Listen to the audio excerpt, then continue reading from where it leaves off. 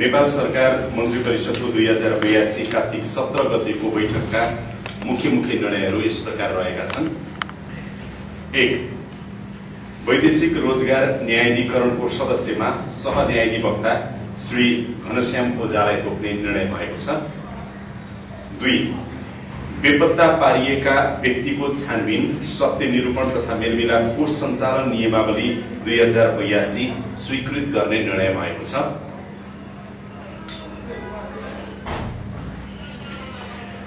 3.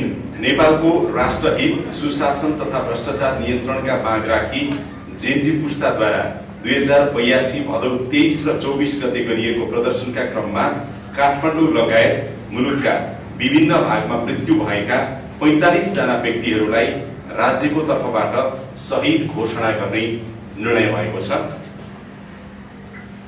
त्यस्तै गरेर 4.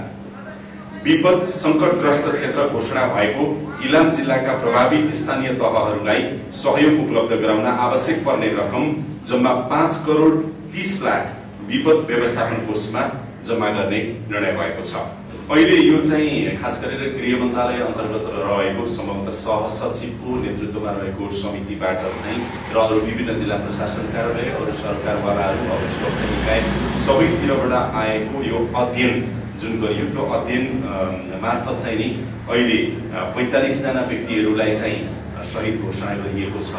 अरू थपको सन्दर्भमा चाहिँ अध्ययन अझै हुँदैछ र थप अध्ययन भएपछि चाहिँ थप निर्णय हुने उनीहरूलाई जानकारी दिन्छ। योभन्दा अगाडि चाहिँ खास गरेर सम्माननीय प्रधानमन्त्रीज्यूले मन्त्रीहरू, सचिवहरू र विभिन्न सरकारवाला निकाय, सरकारसँग सम्बन्धित सबैसँग रहेर यो सरकार गठन भए यता हालसम्म के कस्ता कामहरू भए, कति प्रगतिहरू भए र त्यसको उपलब्धिहरू के भएका छन् र आगामी दिनहरूमा चाहिँ सरकारको खास गरेर सार्वजनिक सेवा प्रवाहमा चुस्तता, दुरुस्तता कसरी ल्याउन सकिन्छ, कसरी सुशासन कायम गर्न सकिन्छ र यसलाई अझ जनता मैत्री कसरी बनाउन सकिन्छ भनेर ब्रिफिङ लिनुभएको थियो। र आजको कार्यक्रममा सबैले बोल्ने क्रम चाहिँ सकिएन।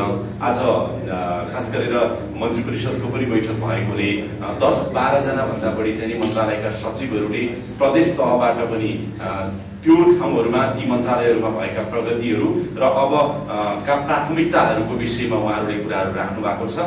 र सम्माननीय प्रधानमन्त्रीज्यूले खास गरेर चुनावको सन्दर्भमा, सुशासनको सन्दर्भमा, भ्रष्टाचार नियन्त्रणको सन्दर्भमा, भौतिक पूर्वाधारहरूको चाहिँ निर्माणको सन्दर्भमा र अरू सार्वजनिक सेवा प्रवाहमा सँग जोडिएका निकायहरूबाट गर्नुपर्ने कामहरूमा यसरी काम गर्नुस्, अझ पारदर्शी हिसाबले, प्रभावकारी हिसाबले काम गर्नुस् भनेर सम्माननीय प्रधानमन्त्रीज्यूले निर्देशन दिनुभएको छ।